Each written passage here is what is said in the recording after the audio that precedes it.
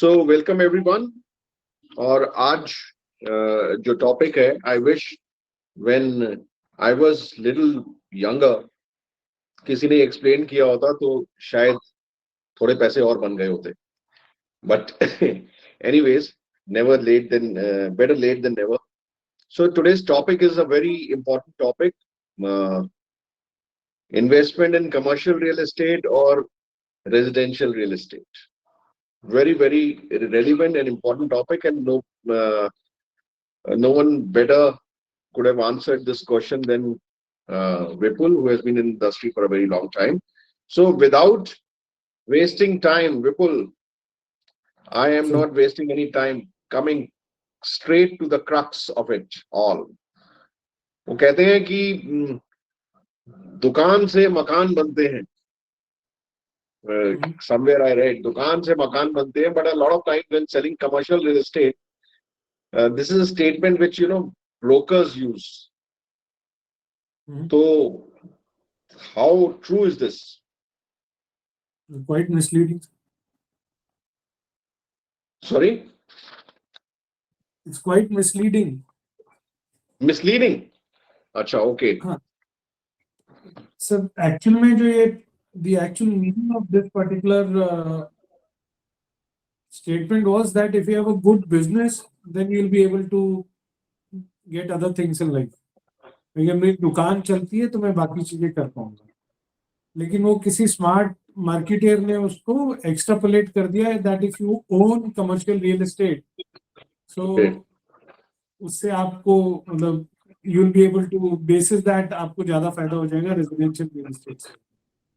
Wherein I am not saying you buy commercial real estate, but it should be purchased based on proper due diligence and analysis, not कि किसी ने बोल दिया वो मकान से दुकान बनते हैं. मतलब मैं तो एक्चुअली में यही सोच रहा था कि दुकान से मकान बनते हैं का मतलब ये है कि कमर्शियल रियल एस्टेट में पैसा ज्यादा बनता है, वो पैसा उसमें पैसा बनाओ और मकान खरीद लो रहने के लिए एक अच्छा सा. अगर किसी ऑलरेडी में रह रहे हो तो उससे और अच्छा कर दो उसको. So that means what you are saying is कि इसमें पूरा सच नहीं है. In any case you will have to do due diligence, right? So I said कि आई थॉट कि इस एडेज का मतलब ये था कि दुकान कमर्शियल रियल एस्टेट में पैसा काफी बनता है, तो उससे अभी आपके पास एक मकान है तो दो हो जाएंगे या उससे बेहतर हो जाएगा. लेकिन व्हाट यू आर सेइंग कि आप ये जरूरी नहीं है दुकान से मकान बनना, मतलब आपको ड्यू डिलिजेंस करनी ही पड़ेगी. Absolutely. बिल्कुल करनी पड़ेगी. सो विपुल, अभी तक एटलीस्ट मैं अपने बारे में बात करूंगा, और जब मैं अपने बारे में बात कर रहा हूं तो at least I think 80 to 90% of the people are like me only, who are naive in this particular field of real estate. And whenever we talk of property, we are always talking of residential properties. So why is residential property is more talked about? Residential property is more talked about, sir, because the residential is a retail product. मतलब रोटी कपड़ा और मकान है, but रोटी कपड़ा और दुकान 90% लोगों की जरूरत नहीं है. And the major financial acquisition which a family does or wants to solve after taking care of children's education, job, marriage, etc., is buying a house. इसलिए हाउस ओनरशिप जो है वो ज्यादा है as compare to commercial real estate की ownership. फिर इसकी supply ज्यादा है तो पब्लिक डोमेन में ज्यादा है, इसलिए इसके बारे में बातचीत ज्यादा होती है, इसके सेलर्स ज्यादा होते हैं, इसमें मार्केटिंग ज्यादा लगती है. जबकि commercial real estate traditionally has been a rich persons product. Commercial real estate में ज्यादातर उन लोगों ने पैसा लगाया जिनके पास अपना खुद का पैसा होता था. So it has not been a retail product in most of the time, and commercial real estate is not just the shop which we see in the housing society we live. It's even the bigger office complexes, banquet halls, factory, ये सभी commercial real estate है और इसे भी कोई ना कोई own करता है। दूसरा, commercial real estate is directly linked to economic growth. Now since we as an economy have only been a capitalistic economy for the last 3 or decades, इसलिए जो हमारा कमर्शियल रियल एस्टेट का जो डेवलपमेंट और demand है as compare to residential real estate has kind of Mm-hmm. lagged. That's why residential real estate is more talked about. Right. Right. So, I mean, there must have been certain factors, na, the last 1 or 2 decades. There has been a considerable growth in residential real estate. So, what are those factors which were, which propelled that growth? Sir, कोई भी अगर आप शहर देखेंगे, आज देखिए, चाहे सिंधु घाटी सभ्यता के टाइम से देखें और कुछ भी है, these cities have typically grown around centers of growth where employment was available. पहले एग्रीकल्चर था तो नदी के आसपास शहर बस गए, फिर इंडस्ट्रियल एज आई तो जहां पर इंडस्ट्रीज लगी वहां शहर बस गए. So when India just got independent, the two major employers were railways and army. So if you look at the older towns, they are typically establishments. They are typically towns which have railways or army as an establishment around which people have grown because उनको रोजगार मिला. फिर जो रोजगार लोग रहने लगते हैं तो बाकी चीजें भी आ जाती हैं. For example, if you look at these two towns, Firozpur and Bikaner, they are both have a div strength of forge and regulated military. So there was a time when Firozpur and Bikaner, when the land was more expensive than Gurgaon. Now, when economy got liberalized, government slowly started moving out of being the biggest employer, and the private sector became the biggest employer. Therefore, places where there was more production, more trade, more central business district, more peripheral business district, industrial towns, manufacturing hubs, वहाँ पर rapid urbanization हुआ. And that's why we have now these newer cities like, Delhi is not exactly Gurgaon and Noida. Gurgaon and Noida की growth is because of their own generation of employment. Delhi का growth was way back 50s में जब सरकार वहां होती थी. दिल्ली में तो 500 साल से सरकार है ना, तो तब भी वो एम्प्लॉयमेंट उनका सबसे ज्यादा वहीं था. But now if you look at Noida, Gurgaon, Faridabad, this has grown because of the industrial growth and the new age employment which is coming. Case in point Pune, Bangalore, they have a lot of new age businesses which are coming. So this rapid urbanization fueled the growth for migrant workers housing and demand. बाहर से जो लोग आ रहे हैं उन्हें घर तो चाहिए, वो तो यहाँ के रहने वाले हैं. And that's how in last 2-3 decades the top 10-12 towns and cities, they saw a rapid demand for residential stock, and as a result the growth in residential stock. और मुझे लगता है कि जैसे जैसे इकोनॉमी ग्रो करती जाएगी, अभी तो हमारी इकोनॉमी 3 और ट्रिलियन, सो अगले 50 साल तो ये शहर हिंदुस्तान के ग्रो करते रहेंगे. लेकिन जैसे बाकी इन्वेस्टमेंट मोड्स हैं, जैसे earlier people used to put their money only in FD, then they started doing it in mutual funds, then now most of the people trade directly in, not trade, invest directly in stock market. That trend is catching up. लेकिन जो commercial real estate है ना, the demand of commercial real estate has not been very high comparatively to residential real estate. That mindset is still the same. So why is that? उसके कारण है sir, commercial real estate में तो क्या है, fear of unknown अभी भी बहुत है. There is a lot of mafia style of obscurity. बड़ा आइटम है, ब्लैक मनी है, rich powerful people tend to own it. Then lot of investors are not aware, and I believe कि अगर आज इस कॉल में 20+ लोग हैं, आई वुड बी सरप्राइज्ड अगर इसमें से 15 लोगों को ये पता होगा कि कमर्शियल रियल एस्टेट के जो लोन्स होते हैं उन पर भी इनकम टैक्स बेनिफिट्स मिलते हैं. So a lot of people are not aware of those facts and figures. Then में जो ग्रोथ होती है सर, या जो इनिशियल ग्रोथ हुई economic town, that was by propelled by big office spaces, factories, जो जनरली इंडिविजुअल्स नहीं own करते. They are owned by corporations या गवर्नमेंट या वो काइंड ऑफ थिंग्स. सो वो कमर्शियल रियल एस्टेट लोगों के हाथों में नहीं आया तब तक. फिर हुआ क्या, जो कुछ लोगों ने मजबूती दिखा करके पिछले 10-15 साल में पैसा लगाया भी कमर्शियल रियल एस्टेट में, तो वो अशोर्ड रिटर्न और बाईबैक में उनके साथ धोखाधड़ी बहुत हुई. तो वो नेगेटिव स्टोरीज इतनी कमर्शियल रियल एस्टेट में, तो बेवकूफी बना लेते हैं.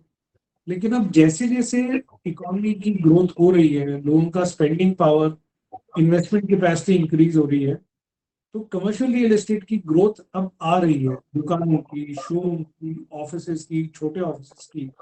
Now the supply is also increasing and awareness भी बढ़ रही है एंड डिमांड भी है. Now the upper middle class has started asking for commercial real estate also as an investment option alongside residential options.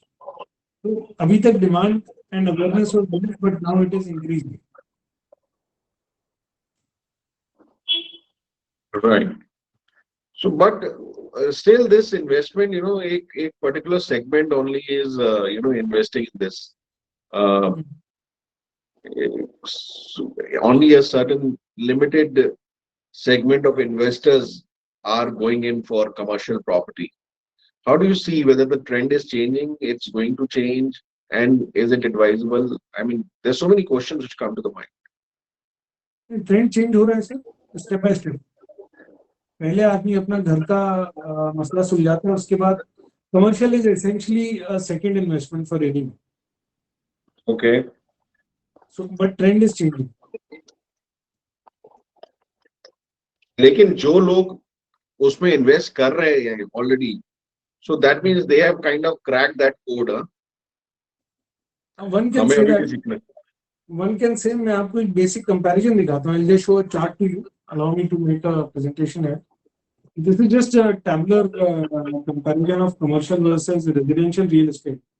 अगर हम स्टार्टिंग रेंटल यील्ड्स देखते हैं, मतलब मैंने आज खरीदा, सेम पैसा लगा के, तो मेरी स्टार्टिंग रेंटल यील्ड कमर्शियल में slightly higher as compare to residential. In fact not slightly higher, it is moderately higher. But commercial में वैकेंसी रिस्क भी हायर होता है, बिकॉज घर में रहने वाले लोग मिल जाते हैं. दुकान का टेनेंट जो है as compare not more difficult to gate.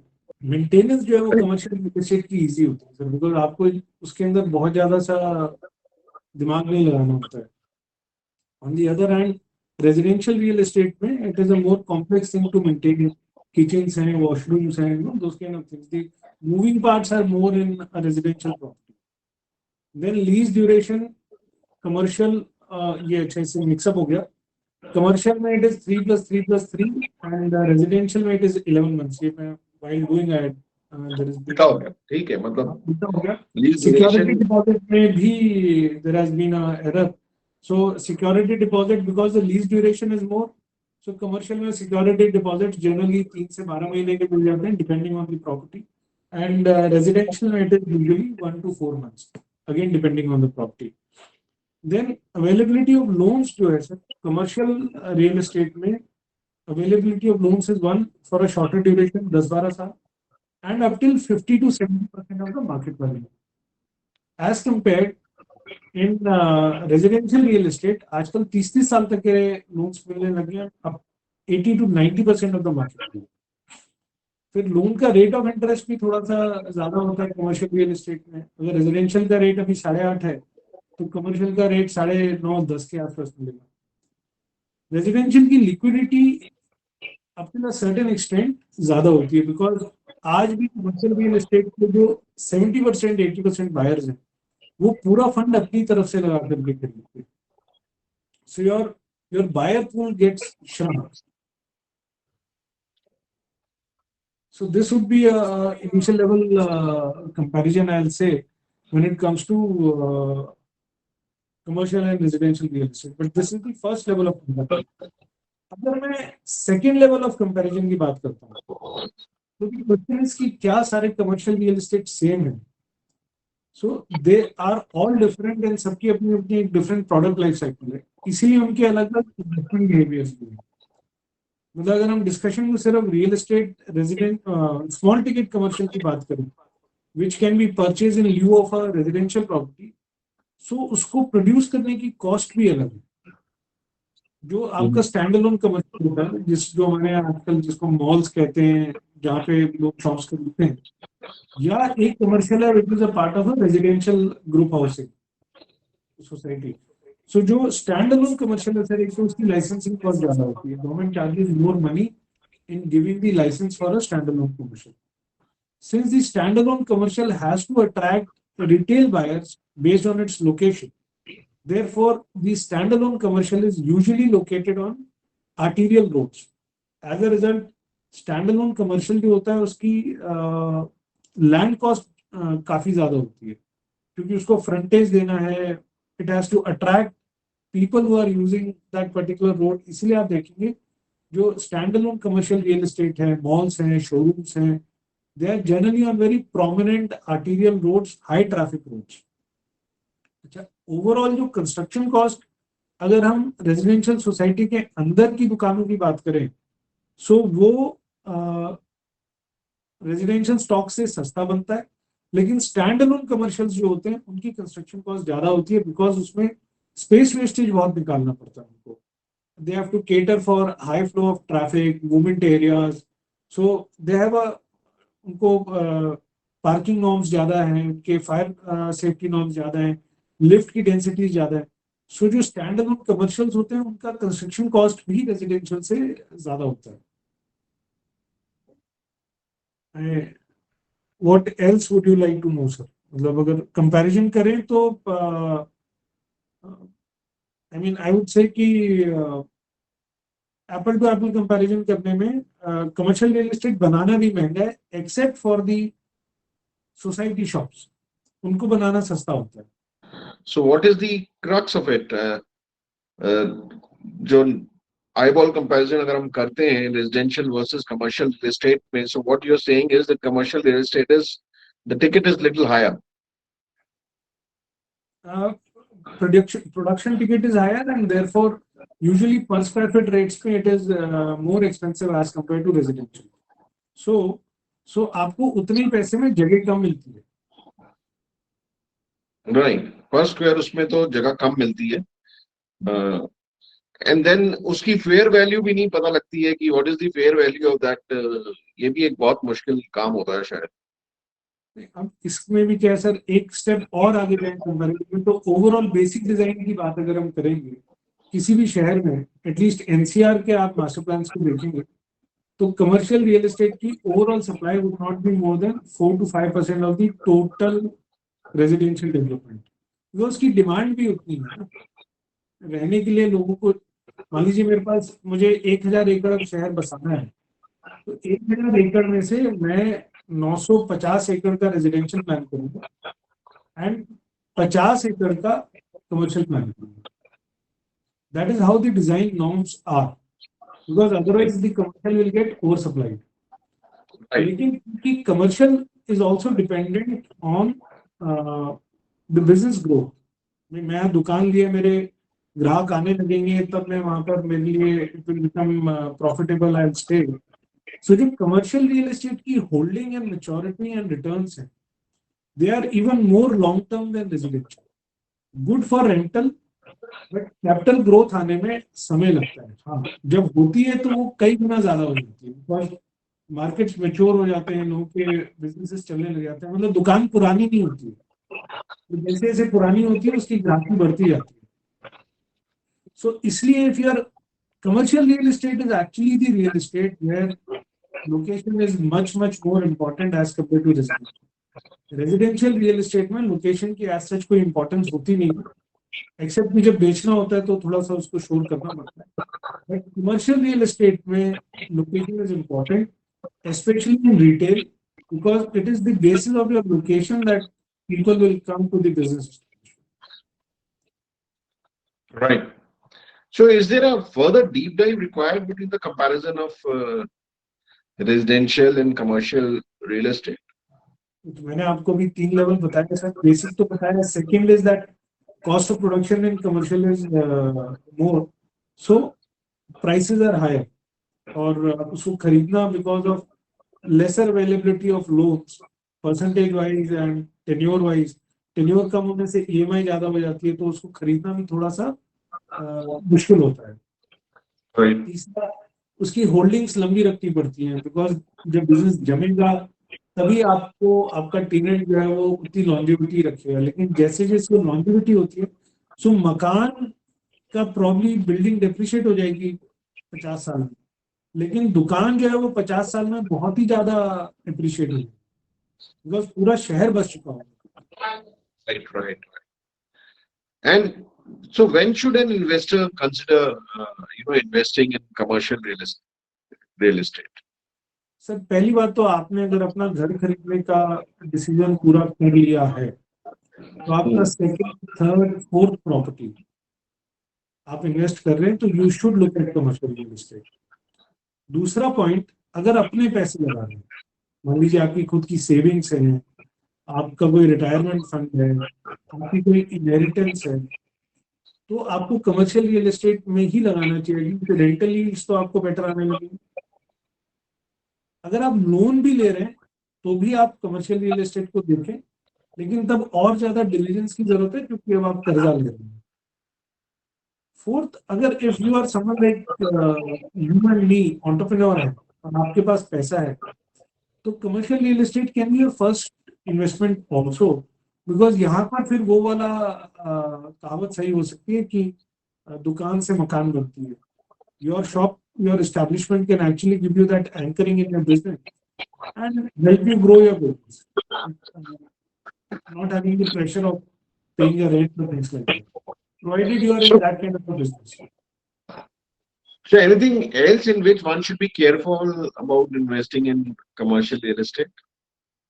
हाँ सर, फर्स्ट ऑफ ऑल तो किस तरह का कमर्शियल रियल एस्टेट है, इन सबकी अलग अलग बिहेवियर्स हैं। दुकान का अलग है, सोसाइटी शॉप का अलग है, कमर्शियल मॉल की शॉप का अलग है, ऑफिस का अलग है।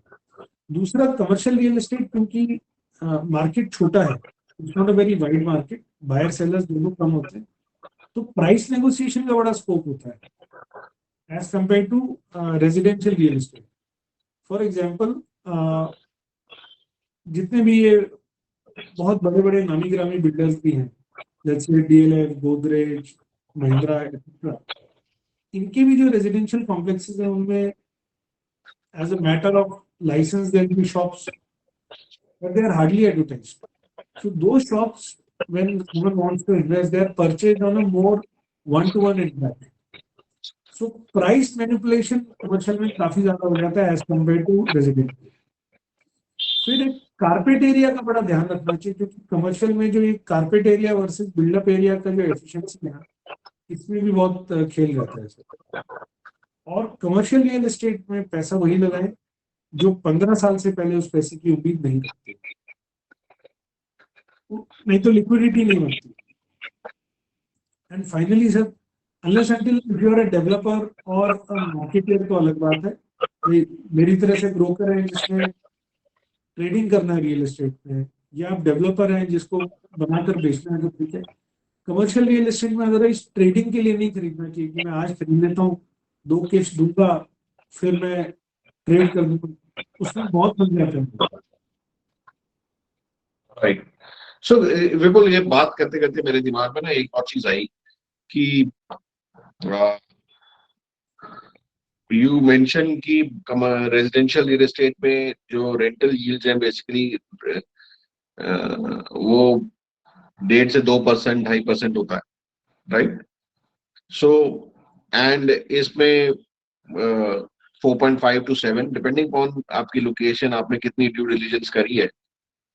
सो जो आपका वो फ्रैक्शनल बाइंग वाला वो था, that reduces your ticket size also and still can give you the same kind of rentals which otherwise a costlier uh, residential property would give. Is that a correct statement to make? अच्छा, इसको ना sir ऐसे समझते हैं कि मेरे पास में अगर लगाने को 50 लाख रुपए है Hmm. और मैं फ्रैक्शनल वाला खरीदूंगा, तो मेरे को उसमें मैनेजमेंट कॉस्ट देनी पड़ेगी, जो मैनेज करेगा उसको पैसा देना पड़ेगा ना। It's like buying mutual fund and direct equity.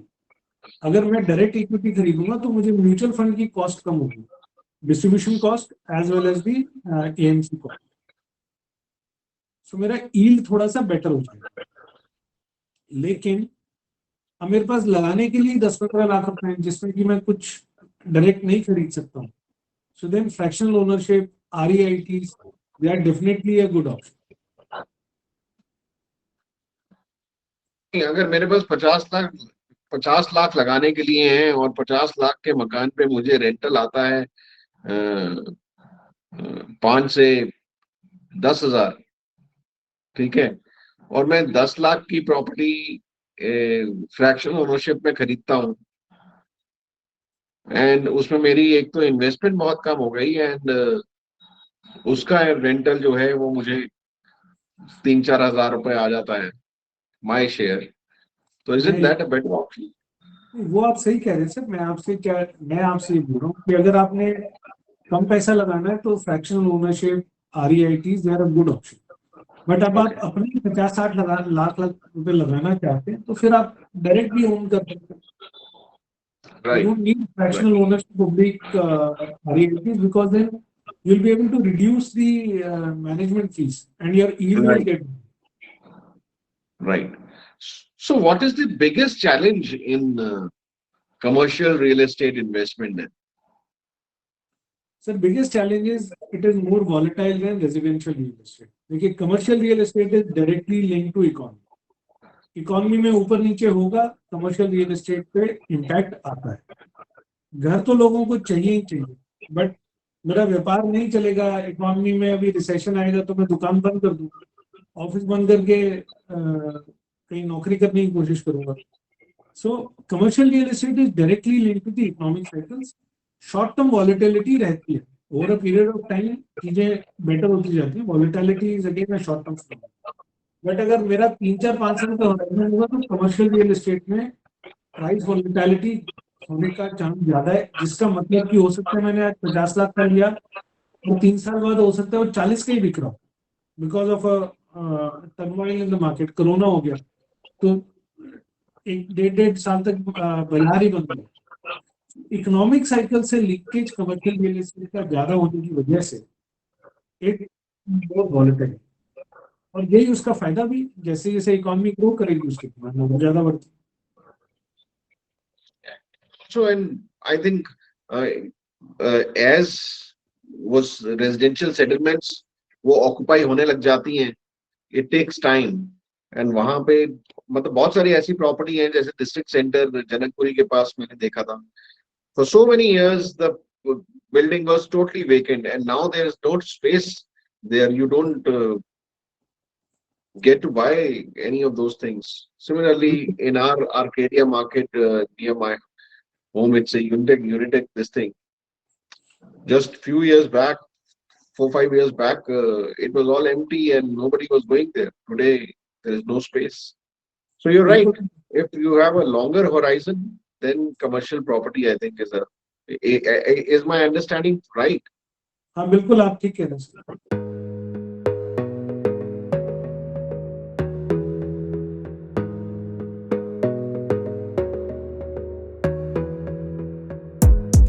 Gotta focus on yourself, on your faith, on your dreams, on your mind, on your health, yeah. You gotta work, never tell, keep your head down.